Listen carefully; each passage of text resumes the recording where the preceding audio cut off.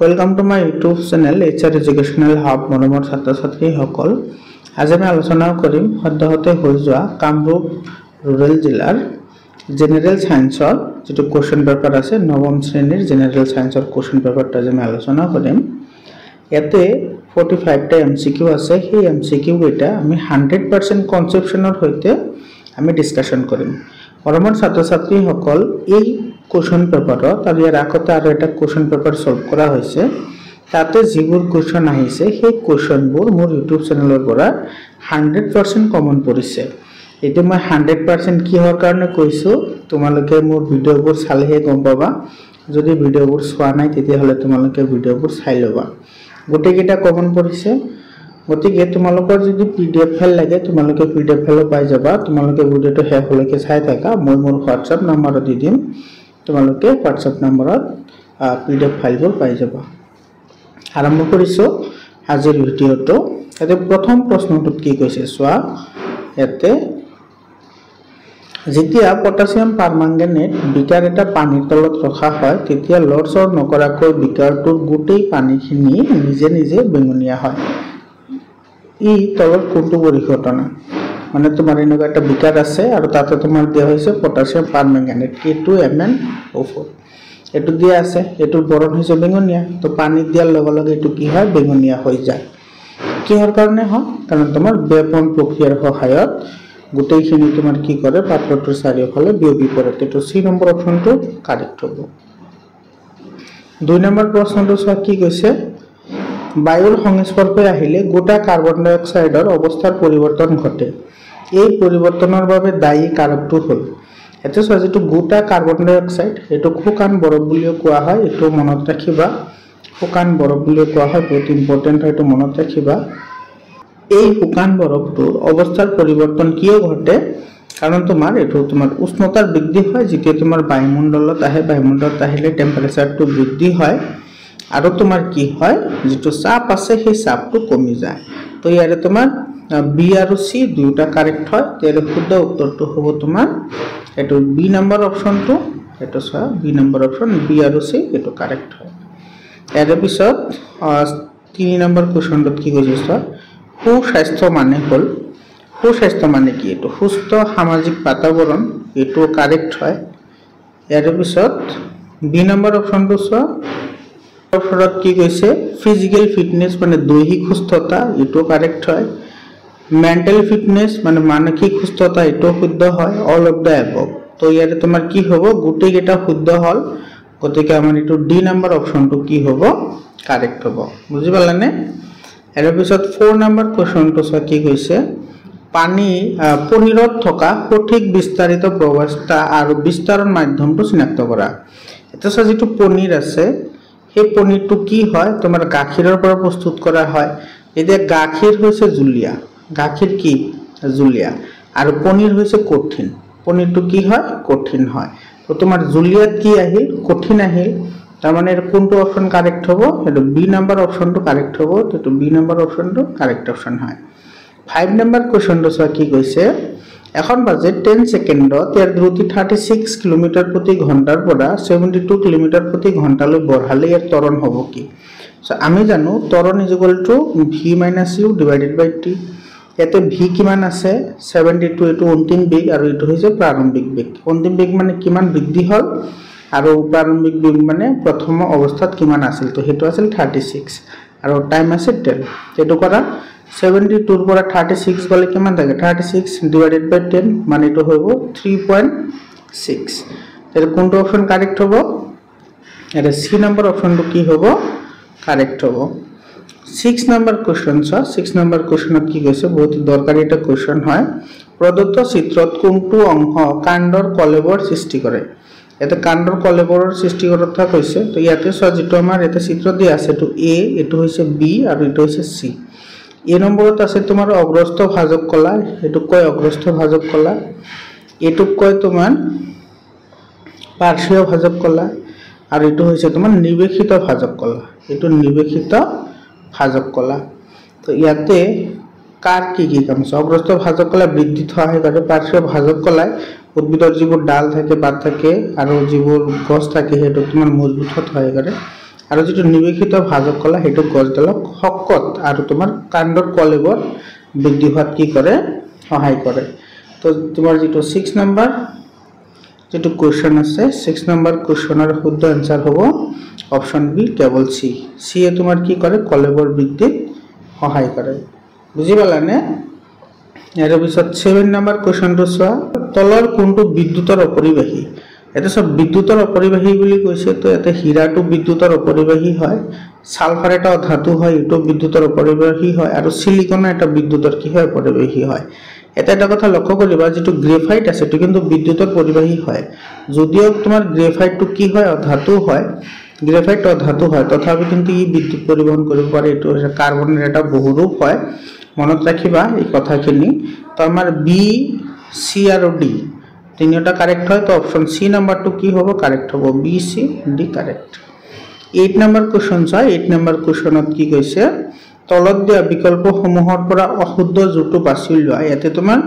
অশুদ্ধ জুৰ বাছি উলিয়াবলৈ দিছে যেটো ইসোফেগাস আছে তো সৰল ছটি আচ্ছাদক কলাৰে গঠিত হয় আমাৰ মুখৰ ভিতৰৰ আৱৰণখনো ব্ৰাণিশ্লেষ্মাখনো তোমাৰ ছটি আচ্ছাদক কলাৰে গঠন হয় তাৰ পিছত লালটি গ্ৰন্থি তোমাৰ গ্ৰন্থিময় আচ্ছাদক কলাৰে গঠন হয় এটো কাৰেক্ট হয় আৰু একজনটো তোমাৰ স্নায়ু কলাৰে কি হয় গঠন হয় কিন্তু এতে যেটো ইউট্ৰাছ আছে বা জৰায়ু আছে হেতু কৈছে ৰৈখিক পেশীৰ দ্বাৰা গঠিত এটো নহয় যেটো তোমাৰ জৰায়ু আছে হেতু অৰৈখিক পেশীৰ দ্বাৰা কি হয় গঠিত হয় ইয়াতে অশুদ্ধ যুক্ত বাছি উলিয়াবলৈ দিছে ইয়াত আমাৰ কি হ'ব এটো সি নম্বৰ অপশনটো কাৰেক্ট হ'ব 9 নম্বৰ কোশ্চন 9 নম্বৰ কোশ্চনত কি কৈছে তলৰ কোনবোৰ স্কেলাৰ ৰাখি স্কেলাৰ ৰাখি হেবোৰক কোৱা হয় যাৰ কেৱল মান আছে আৰু দিশ নাই যাৰ মান আছে দিশ নাই আৰু যিবোৰৰ তোমাৰ মান আৰু দিশ দুটা আছে হেবোৰক ভেক্টৰ ৰাখি বুলি কয় মনত ৰাখিবা ইম্পৰ্টেন্ট হয় তেতে স্কেলাৰ ৰাখি স্কেলাৰ ৰাখি কাৰ হয় যাৰ মান আছে কিন্তু দিশ নাই তো ইয়াতে কোনটো হ'ব এটা তোমাৰ সি নম্বৰটো হ'ব দ্ৰুতি ভৰ আৰু দূৰত্ব এই কেইটাৰ কেৱল মান আছে ইয়াৰে দিশ নাই তো এটো সি নম্বৰ অপশনটো কাৰেক্ট হ'ব 10 নম্বৰ প্ৰশ্নটো 10 নম্বৰটো একেবাৰে ইজি কোশ্চন হয় এতে কি কৈছে টেম্পাৰেচাৰ উষ্ণতাৰ এসআই একক হৈছে কেলভিন দৈৰ্ঘ্যৰ এসআই একক হৈছে মিটাৰ চাপৰ এসআই একক হৈছে পাস্কেল আৰু ডেন্সিটি ঘনত্বৰ এসআই একক হৈছে কেজি পাৰ কিউবিক মিটাৰ তো তোমাৰ 1 নম্বৰটো আহিব 1 নম্বৰটো কাৰ লগত আহিল সিৰ লগত তাৰ পিছত 2 নম্বৰটো আহিল কাৰ লগত ডিৰ লগত তাৰ পিছত 3 নম্বৰটো আহিল এৰ লগত আৰু তোমাৰ 4 নম্বৰটো আহিল বিৰ লগত তো 4 টো কি আহিব বি হ'ব কোনটো অপশন কারেক্ট হ'ব তো ইয়াৰে ডি নম্বৰ অপশনটো কি হ'ব কাৰেক্ট হ'ব তো D number option correct option 11 number কোশ্চনটো কি কৈছে 11 নম্বৰ কোশ্চনত তলৰ কোনটো মিশ্ৰণ পৃথকীকৰণত পানীক দ্ৰাৱক হিচাপে ব্যৱহাৰ কৰিব নোৱাৰি এটো হ'ব স্যান্ড আৰু সালফাৰ এটো বালি আৰু সালফাৰৰ পৃথকীকৰণৰ ক্ষেত্ৰত আমি কি পানী ইউজ কৰিব নোৱাৰো এটো সি নম্বৰ অপশনটো কাৰেক্ট হয় 12 নম্বৰ কোশ্চন বেগময় অক্ষৰ তলৰ অংশৰ কালিয়ে কি হৈছায় এটো দূৰত্ব বা এটো কেতিয়াবা তোমাৰ ইয়াতে দূৰত্ব নেদি ডিসপ্লেসমেন্টও দিব পাৰে হৰণও দিব পাৰে একে হয় তো এটো হ'ব आंसर ডিসপ্লেসমেন্ট হৰণ বা দূৰত্ব বা ডিসটেন্স মৰমৰ ছাত্ৰ ছাত্ৰীসকল তোমালোকৰ ভিডিওটো কেনেকুৱা লাগি আছে তোমালোকে কমেন্ট কৰি জনোৱা আৰু তোমালোকৰ ক্লাস 9 10 ৰ কাৰণে সায়েন্স আৰু মেথছৰ যিকোনো ধৰণৰ ইম্পৰ্টেন্ট কোৱেশ্চনৰ কাৰণে তোমালোকে চেনেলটো সাবস্ক্ৰাইব কৰা আৰু তোমাৰ বন্ধুবৰ্গৰ সৈতে শেয়াৰ কৰা তোমালোকে ভিডিওটো চাই থাকা মই মোৰ WhatsApp নম্বৰ দি দিম তোমালোকে তাৰ পৰা সকলো ধৰণৰ ইনফৰমেশন পাই থাকিবা 13 নম্বৰ কোশ্চন কি কৈছে 13 নম্বৰ কোশ্চনটো কি কৈছে নিউটনৰ তৃতীয় গতিসূত্ৰ মতে ক্ৰিয়া আৰু প্ৰতিক্ৰিয়া নিউটনৰ তৃতীয় গতিসূত্ৰৰ মতে প্ৰত্যেক ক্ৰিয়াৰে সমান আৰু বিপৰীতমুখী প্ৰতিক্ৰিয়া থাকে কিন্তু সেই দুটা প্ৰতিক্ৰিয়া তোমাৰ কি হয় দুটা বেলেগ বেলেগ বস্তুৰ ওপৰত কি হয় প্ৰয়োগ হয় তো এটো তোমাৰ বি নম্বৰ অপশনটো কি হ'ব সদায় দুটা বেলেগ বস্তু তাৰ বিপৰীত দিশত ক্ৰিয়া কৰে তো এটো বি নম্বৰ অপশনটো কি হ'ব কাৰেক্ট হ'ব তাৰ পিছত 14 নম্বৰ কোশ্চনটো 3 নম্বৰত এতে দুটা আমাৰ এটো তোমালোকৰ কিতাপত যেটো কাৰ্যকলাপ আছে তাতে দিয়া আছে এতে কাৰ্ডবোৰ্ডৰ ওপৰত এটা তুমি 5 টকীয়া মুদ্ৰা বা 1 টকীয়া মুদ্ৰাটা ৰাখি তুমি যদি ইয়াতে হঠাতে বল প্ৰয়োগ কৰা তেতিয়া হলে তোমাৰ 5 টকীয়া মুদ্ৰাটো এই কাৰ্ডবোৰ্ডৰ লগত এটা গুছি যোৱাৰ পৰিৱৰ্তে এটো গ্লাছৰ ভিতৰত পৰে আৰু এটো তোমাৰ কোনটো সূত্ৰ ব্যাখ্যা কৰে এটো তোমাৰ জড়তাৰ সূত্ৰ ব্যাখ্যা কৰে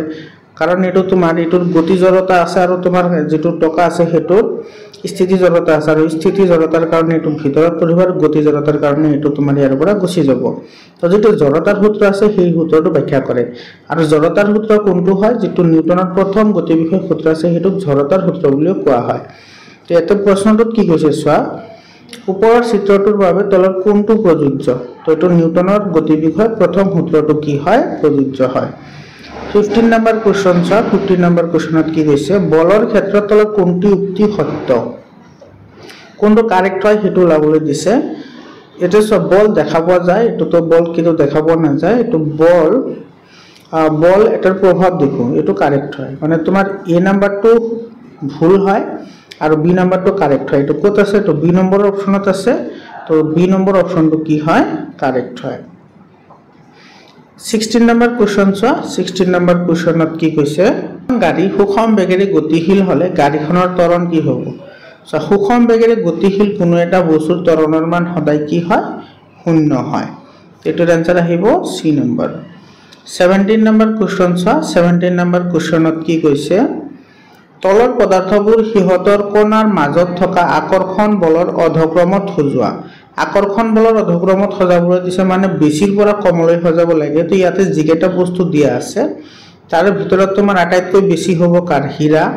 তাৰ পিছত হ'ব তোমাৰ চেনি তাৰ পিছত আহিব কি পানী আৰু তাৰ পিছত আহিব অক্সিজেন তো এটো অপচনৰ লগত কোনটো অপচন মিলিছে চোৱা এটো হীৰা চেনি পানী আৰু অক্সিজেন এটো তোমাৰ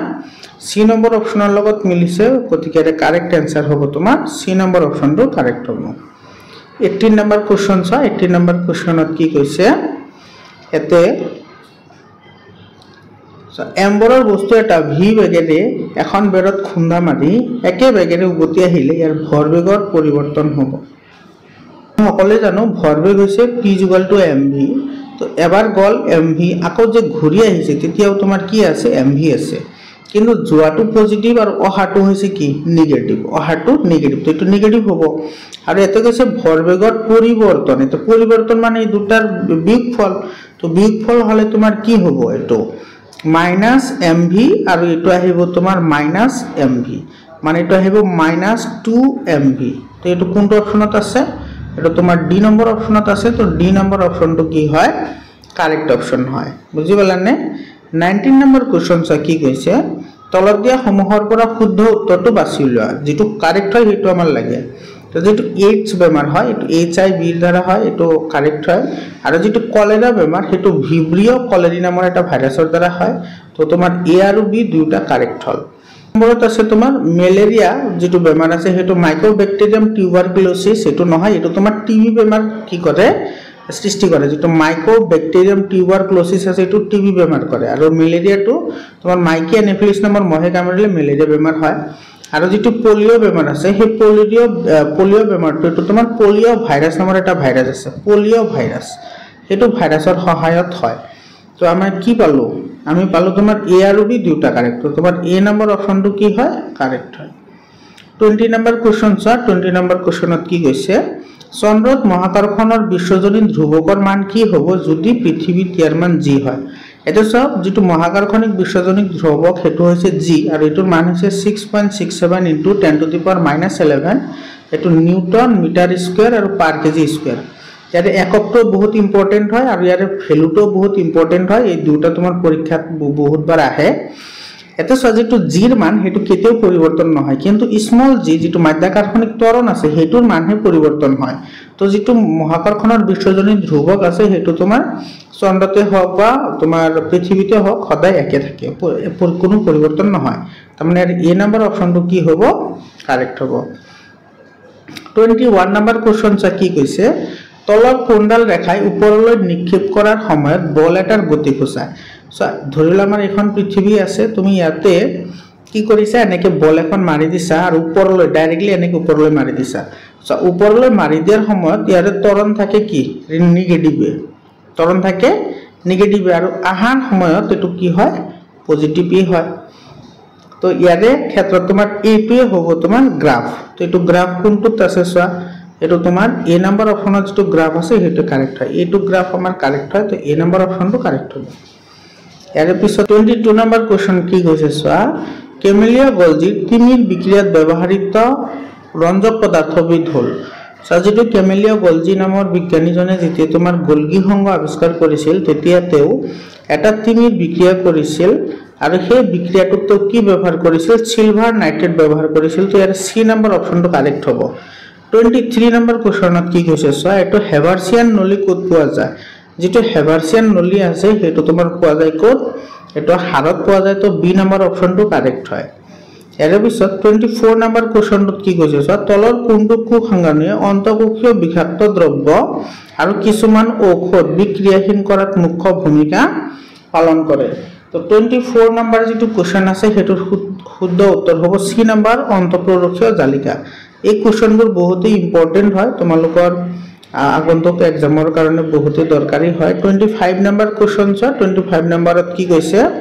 কলেনকাইমা কুকবেৰ তলৰ কোনটোৰ বাবে অনিয়মিতভাৱে ডাঠ হয় অনিয়মিতভাৱে ডাঠ হোৱাৰ কাৰণে কলেনকাইমাত কি থাকে পেকটিন নামৰ এবিধ পদাৰ্থ থাকে তো এৰ শুদ্ধ উত্তৰ হ'ব এ নম্বৰ অপচনটো কাৰেক্ট আনসাৰ হয় এৰ পিছত চোৱা 26 নম্বৰ কোৱেশ্চন কি ধাতুৰ বিক্ৰিয়াৰ বাবে মিনামাটা ৰোগ হয় এটো হৈছে মাৰা বা মাৰ্কিউৰি এটো সি নম্বৰ অপচনটো কাৰেক্ট হয় তোমাৰ পাৰাৰ কাৰণে মিনামাটা বেমাৰ হয় বহুত ইম্পৰ্টেন্ট হয় এই বেমাৰটো এৰ পিছত চোৱা 27 নম্বৰ কোৱেশ্চনত কি কৈছে যদি হে দুটা বস্তুৰ মাজৰ দূৰত্ব দুগুণ কৰি দিয়া হয় তেন্তে বস্তু দুটাৰ মাজৰ বল হ'ব এতে দুটা বস্তু আছে আমি জানো F = G mm বাই কি হয় d স্কয়ার হয় এতে দূরত্ব দুইগুণ করা হয়েছে তো এতে আমি যদি d ঠাই যদি আমি আর 2d স্কয়ার বহাও আর ইফালে থাকিব তোমার G এতে পাম আমি G এটো mm বাই 2d স্কয়ার আর 2d স্কয়ার হলে তোমার কি হয় 4d স্কয়ার হয় আর উপৰত থাকিব mm আর ইফালে থাকিব G তার মানে আমি এটো কি লিখিব পারি 1/4 * f তার মানে আমার কি হবে তো এ নাম্বার অপশনটো কি হয় কারেক্ট হয় 28 নাম্বার কোশ্চেন চা কি কইছে আৰ্কিমিডিসৰ নীতি অনুসৰি কোনো বস্তুৰ ওপৰত প্ৰয়োগ হোৱা প্লাবিতা বল সেই বস্তুটো অপহৰিত কৰা পানীৰ ওজনৰ কি হয় সমান হয় তেৰ তোমাৰ এটো বি নাম্বাৰ অপশনটো কি হয় কাৰেক্ট হয় 29 নাম্বাৰ কোশ্চেনটো চা কি কইছে শুদ্ধ ক্ৰমটো বাছনি কৰা তো ইয়াৰে শুদ্ধ ক্ৰম যদি আমি বাছনি কৰো তেতিয়া হলে কোনটো কাৰেক্ট হ'ব ইয়াৰে তোমাৰ বি নাম্বার অপশনটো কারেক্ট হয় এটো তোমার বায়ুমণ্ডলত কার্বন ডাই অক্সাইডক প্রথমতে তোমার উদ্ভিদে গ্রহণ করে তার পিছত প্রাণীয়ে গ্রহণ করে আর সেইবোৰ বিযোজনৰ ফলত তোমার মাটিত কি হৈ যায় মিহলি হৈ যায় তাহলে বি নাম্বার অপশনটো কি হয় কারেক্ট হয় এটো তোমার যেটো কার্বন চক্র আছে সেই কার্বন চক্ৰৰ পৰা দিছে চোৱা এটা আছে তোমাৰ কাৰ্বন চক্ৰ এটা আছে নাইট্ৰোজেন চক্ৰ আৰ এটা আছে ওয়াটাৰ চক্ৰ পানী চক্ৰ মানে জল চক্ৰ এই গুটেই এটা চক্ৰৰ বিষয় তোমালোকে কিন্তু ভালদৰে পঢ়িব লাগিব এটো পৰীক্ষাত প্ৰশ্ন আহিব ইয়াৰ পৰা এৰ পিছত চোৱা 30 নাম্বাৰ কোশ্চেন চোৱা 30 নাম্বাৰ কোশ্চেনত কি কৈছে চোৱা বায়ুত থকা নাইট্ৰোজেনবোৰক নাইট্ৰেট আৰু নাইট্ৰেটলৈ ৰূপান্তৰ কৰিব পাৰি কেনেকৈ কৰিব পাৰি মাটিত থকা যিবোৰ বিয়োজক ব্যাকটেৰিয়া আছে সেই ব্যাকটেৰিয়াৰ ক্ৰিয়াৰ দ্বাৰা তেৰে তোমাৰ বি নাম্বাৰ অপশনটো কাৰেক্ট হয় এটো বি নাম্বাৰ মাটিত উপস্থিত কাৰ্বন নিশ্চিতীকৰণ ব্যাকটেৰিয়াৰ এক জৈৱিক প্ৰক্ৰিয়াৰ দ্বাৰা তো বি নাম্বাৰ অপশনটো কাৰেক্ট হয় 31 নাম্বাৰ কোশ্চেন চা কি কৈছে ঐচ্ছিক পেশী পোৱা যায় ঐচ্ছিক পেশী ক'ত পোৱা যায় লিম্ফত তো আমাৰ যেটো পদ আছে বা লিম্ফ আছে তাতে আমি কি পাও ঐচ্ছিক পেশী পাও এর পিছত 32 নাম্বার কোশ্চেন চোৱা 32 নাম্বার কোশ্চেনত কি কৈছে স্যার লাইসোজোম সৃষ্টি হয় লাইসোজোম ক'ত সৃষ্টি হয় লাইসোজোম সৃষ্টি হয় তোমার এটো অন্তঃপ্ৰৰক্ষীয় জালিকাৰ পৰা তো এই নাম্বাৰ অপশনটো কাৰেক্ট অপশন হয় 33 নাম্বাৰ কোশ্চেনত কি কৈছে চোৱা পৃথিবীর মাধ্যাকর্ষণিক ত্বরণ হেতু হইছে জি এটোর ভ্যালু হইছে 9.8 মিটার/সেকেন্ড স্কয়ার এটো এটা হইছে তোমার ভেক্টর রাখি কারণে এর মান আর দিক দুইটা আছে কেতিয়াবা পজিটিভ ওলাব পারে কেতিয়াবা নেগেটিভ ওলাব পারে তো ইয়ারে মান সদায় কি হয় তোমার যেটো মেরু আছে তোমার মেরুত কি হয় কম হয় মেরুত কি হয় কম হয় আর সরি ইয়াতে তোমার জির মানটো তোমার মেরুত বেশি হয় আর তোমার বিক্ষোভত কি হয় কম হয় তো ইয়ারে তোমার যেটা অপশন আছে হেটো তোমার সি নম্বর অপশনটো কি হ'ব কারেক্ট হ'ব এটো বিক্ষোভত কম হয় 34 নাম্বার কোশ্চেন চা কি কৈছে এটা একেবারে ইজি কোশ্চেন কুক বেরখন গঠিত হয় কুক বের কিহৰ দ্বাৰা গঠিত হয় এটো সেলুলোজৰ দ্বাৰা গঠিত হয় আৰ এটা কথা মনত ৰাখিবা কুকবেৰ কিন্তু প্ৰাণী কোষত নাথাকে এটো প্ৰাণী কোষত পোৱা নাযায় কুকবেৰ কেৱল তোমাৰ উদ্ভিদ কোষতহে পোৱা যায় এটো যেটো তোমাৰ সেলুলোজৰ দ্বাৰা গঠিত হয় 35 নম্বৰ কোশ্চন চোৱা কি কৈছে তলৰ কোনটো কোষত কুক কেন্দ্ৰ নাথাকে তো যেটো আমাৰ আৰবিসি আছে মানে ৰেড ব্লাড সেল এটো ৰেড ব্লাড সেল বা তোমাৰ এটো কি বুলি কোৱা হয় লোহিত ৰক্ত কণিকা এটো কোনো ধৰণৰ কি নাথাকে এটো কুক কেন্দ্ৰ নাথাকে 36 নম্বৰ কোশ্চনটো চোৱা কৈছে লিগামেন্টে সংযুক্ত কৰে লিগামেন্টৰ কাম হৈছে তোমাৰ হাড়ৰ লগত হাড়ক জোৰা লগোৱা আৰু এটা আছে তোমাৰ টেন্ডন হেতু মনত ৰাখিবা যেটো টেন্ডন আছে টেন্ডনৰ কাম হৈছে তোমাৰ হাড়ৰ লগত মাংসপেশী জোৰা লগায় হাড়ৰ লগত মাংসপেশী জোৰা লগোৱা কামটো কৰে টেন্ডনে আৰু তোমাৰ হাড়ৰ লগত হাড় জোৰা লগোৱা কামটো কৰে তোমাৰ লিগামেন্টে এৰ পিছত 37 নম্বৰ কোশ্চনটো চোৱা কি কৈছে স্নায়ুকোষে পৰিবহন কৰে স্নায়ুকোষে কি পৰিবহন কৰে অনুভূতি বা প্ৰেৰণা এটো সি নম্বৰ অপশনটো কাৰেক্ট হয় 38 নম্বৰ কোশ্চনত কি কৈছে চোৱা যেতিয়া বস্তু এটা মুক্তভাৱে পৃথিৱীলৈ পঢ়ে তেতিয়া তাৰ মুঠ শক্তি এটো কৈছে মুঠ শক্তিৰ কথা কৈছে তো মুঠ শক্তি কেতিয়াও পৰিৱৰ্তন নহয় তো এটো তোমাৰ স্থিতি শক্তি আৰু গতি শক্তি দুটা ইকুৱেল একে থাকিব তো তোমাৰ এটো সি নম্বৰ অপশনটো কাৰেক্ট হয় 39 নম্বৰ কোশ্চন চা কি কৈছে অবৰ্ণকণাৰ প্ৰধান কাম কি অবৰ্ণকণাৰ প্ৰধান কাম হৈছে তোমাৰ জমা কৰা বিভিন্ন ধৰণৰ খাদ্যবস্তু কি কৰা হয় জমা কৰা হয় এৰ পিছত চোৱা 40 নম্বৰ কোশ্চনত কি কৈছে উদ্ভিদক স্থলক পৰিবেশত জীয়াই থকাত সহায় কৰে কোনে তোমাৰ এটো কন্ডাক্টিং টিস্যু যেটো আছে পৰিবহন যেটো কলা আছে হেতু কলাই তোমাৰ কি কৰে সহায় কৰে এটো তোমাৰ পৰিবেশত মানে স্থলক পৰিবেশ মানে তোমাৰ যে সোৱাদ যিবোৰ তোমাৰ ভাজক কলা আছে মানে বিভাজিত হয় এই বিভাজিত কলাবোৰ তোমাৰ কি হয় যেনেকুৱা ধৰণৰ পৰিবেশত যেনেকুৱা ধৰণৰ কলা লাগে বা অংগ লাগে তেনেকুৱা ধৰণৰ কি কৰে অভিযোজন কৰাত সহায় কৰে তো হেতু তোমাৰ কোৱা হয় কন্ডাক্টিং টিস্যু বা পৰিবহন কলা 41 নম্বৰ কোশ্চনটো চোৱা 41 নম্বৰ কোশ্চনত কি কৈছে তলৰ কোনটো পদাৰ্থ টিন্ডেল পৰিঘটনা নিৰ্দেখায় তো ইয়াৰে যেটো স্পঞ্জ আছে এই স্পঞ্জে তোমাৰ কি নকৰে টিন্ডেল পৰিঘটনা নিৰ্দেখায় বাকি তোমাৰ ধোৱা সোডা পানী আৰু গাখীৰ একেটা টিন্ডেল পৰিঘটনা দেখুৱায় কিন্তু তোমাৰ স্পঞ্জে টিন্ডেল পৰিঘটনা নিৰ্দেখায় তো বি নম্বৰ অপশনটো কি হয় কাৰেক্ট হয় 42 নম্বৰ কোশ্চনত কি কৈছে সো এটো অ্যাসাৰশন আৰু ৰিজনিংৰ কোশ্চন হয় তোমালোকে এইবোৰ কৰোতে বহুত সাৱধান হবা ইয়াতে কি কৈছে সোৱা অ্যাসাৰশনত কি কৈছে এটা 5 টকীয়া মুদ্ৰাৰ জড়তা এটকীয়া মুদ্ৰাটাতকৈ বেছি হ'ব কাৰণ তোমাৰ 5 টকীয়া মুদ্ৰাৰ ভৰ বেছি আৰু এটকীয়া মুদ্ৰাৰ ভৰ কম তো যাৰ ভৰ বেছি তাৰ জড়তাও বেছি তো 5 টকীয়া মুদ্ৰাৰ জড়তা এটকীয়াৰ তুলনাত কি হয় বেছি হয় তো এটো কাৰেক্ট হয় ৰিজন কি দিছে জড়তা ভৰৰ সমানুপাতিক এটো কাৰেক্ট হয় যেটো জড়তা হেতু ডাইৰেক্টলি ভৰৰ ওপৰত নিৰ্ভৰশীল হয় গতিকে তোমাৰ এটো কি হ'ব কাৰেক্ট হ'ব বস্তু এটাৰ ভৰ বেছি হলে জড়তা বেছি হয় আৰু ভৰ কম হলে জড়তাও কম হয় তাৰ মানে ভৰ হৈছে জড়তাৰ সমানুপাতিক অৰ্থাৎ এৰ এ নম্বৰ অপশনটো কি হ'ব কাৰেক্ট হ'ব মানে এ আৰু আৰ দুইটা সত্য আৰু আৰ হৈছে এৰ সঠিক ব্যাখ্যা এ নম্বৰ অপশনটো কাৰেক্ট হ'ব 43 নম্বৰ কোশ্চন চোৱা কি কৈছে এতে অ্যাসাৰশন আৰু ৰিজনিংৰ কোশ্চন দিছে উদ্ভিদ কোষত এটা ৰগদানি থাকে এতে উদ্ভিদ কোষত ৰগদানি ডাঙৰ থাকে এটো হসা হয় উদ্ভিদৰ ৰগদানিবোৰ বহুত ডাঙৰ হয় কিন্তু ইয়াতে এটা শব্দ ইউজ কৰিছে উদ্ভিদৰ কোষত এটা নাথাকে কেতিয়াবা কিছুমান উদ্ভিদ আছে তাতে বহুত কেটা ৰগদানি থাকে আৰু কিছুমান উদ্ভিদ আছে যিবোৰত এটা ৰগদানি থাকে মানে তোমাৰ এটাও থাকিব পাৰে বেছিও থাকিব পাৰে কিন্তু ইয়াতে ডাইৰেক্টলি যেহেতু এটা কৈছে গতিকে আমাৰ এই স্টেটমেন্টটো ইনকাৰেক্ট হয় ৰগদানিত বহুতো পদাৰ্থ সঞ্চিত হয় এটো দিছে তোমাৰ ৰিজন বা যুক্তি তো ৰগদানিত বহুতো সঞ্চিত পদাৰ্থ থাকে তো তোমাৰ এটো কাৰেক্ট হয় তাৰ মানে তোমাৰ অ্যাসাৰশনটো ভুল হয় আৰু তোমাৰ ৰিজনটো কাৰেক্ট হয় এটো ক'ত আছে এটো তোমাৰ ডি নম্বৰ অপশনত আছে সো অ্যাসাৰশনটো ফলস হয় আৰু ৰিজনটো তোমাৰ কি হয় কাৰেক্ট হয় 44 নম্বৰ কোশ্চন চোৱা এটো অ্যাসাৰশন আৰু ৰিজনিংৰ কোশ্চন হয় এটো পানী মেটেকাত বাইকুক থাকে এটো হসা হয় যেটো তোমাৰ পানী মেটেকাৰ যেটো পাত আছে পাতৰ লগতে যেটো ঠাৰি আছে হে ঠাৰি অলপ এনেকুৱা কি থাকে তোমাৰ ওখহা থাকে আৰু ইবোৰৰ ভিতৰত তোমাৰ কি থাকে বাইকুক থাকে যাৰ ভিতৰত তোমাৰ কি কৰে বায়ু ঘুমাই থাকে আৰু বায়ু ঘুমাই থাকিলে ঘনত্ব কম হয় যাৰ ফলত এটো কি কৰে তোমাৰ পানী টুপঙি থাকে বুজি পালানে তো ৰিজন কি দিছে সোৱা বায়ুকোষবোৰে মেটেকাক পানী টুপঙি থঙাত সহায় কৰে এটো কাৰেক্ট হয় মানে অ্যাসাৰশন আৰু ৰিজন দুটা কাৰেক্ট হয় আৰু ৰিজনটো হৈছে অ্যাসাৰশনৰ শুদ্ধ ব্যাখ্যা মানে ইয়াৰে এ নম্বৰ অপশনটো কি হ'ব কাৰেক্ট হ'ব 45 নম্বৰ কুৱেশ্যনটো চোৱা নম্বৰত কি কৈছে চোৱা এছাৰশনত কি দিছে মাটিৰ কলহত পানী থলে ঠাণ্ডা হৈ থাকে এটো কাৰেক্ট হয় মাটিৰ কলহত তোমাৰ কিছুমান সৰু সৰু বিন্দু থাকে হেবোৰত তোমাৰ এনেকুৱা যদি এটা কলহ ইয়াতে তোমাৰ সৰু সৰু বিন্দুবোৰ এনেকৈ আহে আৰু এই বিন্দুবোৰ ইয়াৰ পৰিৱেশত যিখিনি তোমাৰ তাপ থাকে তাপখিনি গ্ৰহণ কৰি ইহত বাষ্পীত হৈ যায় ফলত ইয়াৰ ওচৰৰ পাজৰৰ অঞ্চলখিনি ঠাণ্ডা হৈ থাকে ফলত ভিতৰৰ পানীখিনি কি হৈ থাকে ঠাণ্ডা হৈ থাকে তো ইয়াৰে ৰিজন দিছে কি চোৱা যুক্তি দিছে বাষ্পীভৱনে তাৰ চৌপাশ ঠাণ্ডা কৰি ৰাখে তো এইটো কাৰেক্ট হয় আৰু সেই কাৰণে মাটিৰ কলহৰ পানী কি হয় ঠাণ্ডা হয় অৰ্থাৎ তোমাৰ এ নম্বৰ অপচনটো কি হ'ব ইয়াৰে কাৰেক্ট হ'ব মানে ই আৰু আৰ দুটা সত্য হয় আৰু আৰ হৈছে এৰ শুদ্ধ ব্যাখ্যা